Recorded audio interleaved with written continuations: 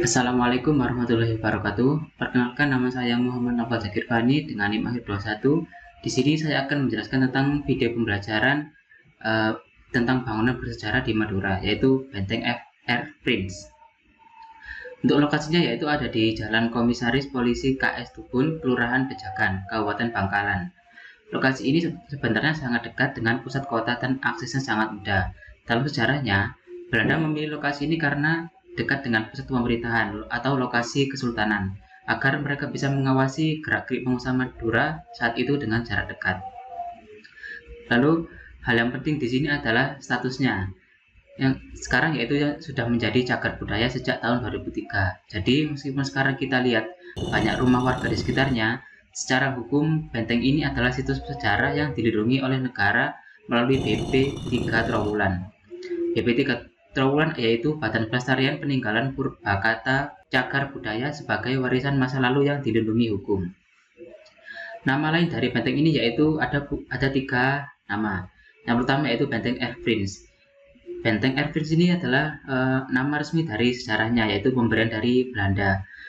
Yang kedua yaitu Benteng Bejakan. Disebut karena lokasinya berada di Kelurahan Bejakan. Yang ketiga yaitu Benteng Bangkalan. Karena sebutan umum ini salah satunya yaitu benteng pertahanan yang berada di pusat Kabupaten Bangkalan. Benteng ini dibangun mulai tahun 1747, jadi umurnya sekarang sudah hampir 300 tahun. Saat itu, VOC baru saja berhasil memperkuat pengaruhnya di Madura Barat setelah memenangkan persaingan politik dengan penguasa lokal. Benteng ini dibangun atas perintah Raja Willem ke-1 dari Belanda. Nama benteng ini diambil dari gelar Raja Willem III. Sedangkan nama Air Prince sendiri ini berasal dari nama Raja Willem III, yang artinya yaitu Pangeran Mahkota. Analisis strategis VOC.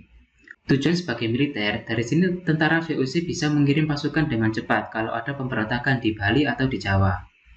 Yang kedua yaitu untuk mengawasi Sultan. Belanda sengaja bangun benteng ini supaya dekat dengan keluarga Kesultanan Bangkalan. Jadi kalau Sultan macam-macam, Belanda sudah siap siaga di depan mata. Singkatnya, benteng ini adalah cara Belanda untuk memastikan bahwa kekuasaan mereka di Madura Barat tetap aman dan tidak terganggu. Struktur dan arsitektur pertahanan.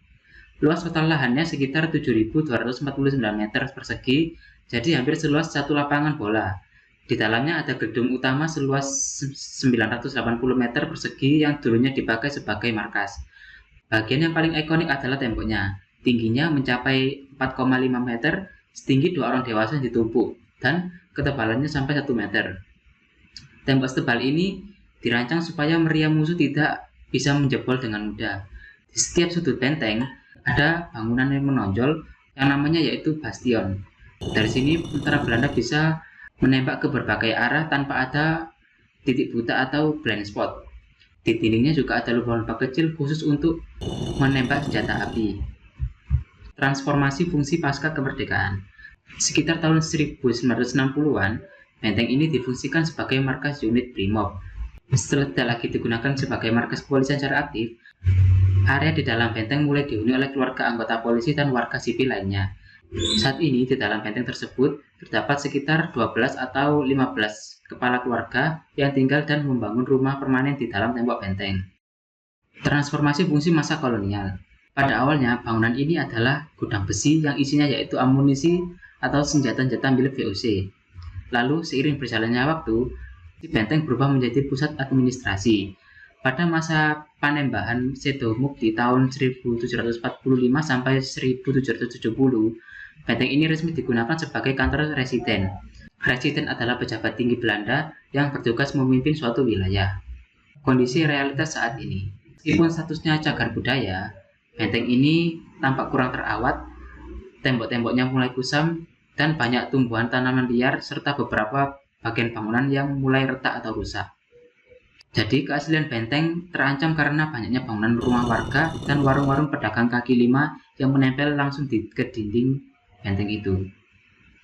Hal ini membuat bentuk asli benteng jadi sulit dilihat secara utuh dari luar, serta di beberapa sudut benteng sering ditemukan tumpukan sampah atau barang-barang bekas. Kesimpulan, Benteng Air Prince adalah saksi bisu sejarah panjang Madura dari masa VOC hingga kemerdekaan. Pesan, perlunya pelestarian lebih lanjut agar nilai sejarahnya tidak hilang tergerus zaman. Terima kasih. Wassalamualaikum warahmatullahi wabarakatuh.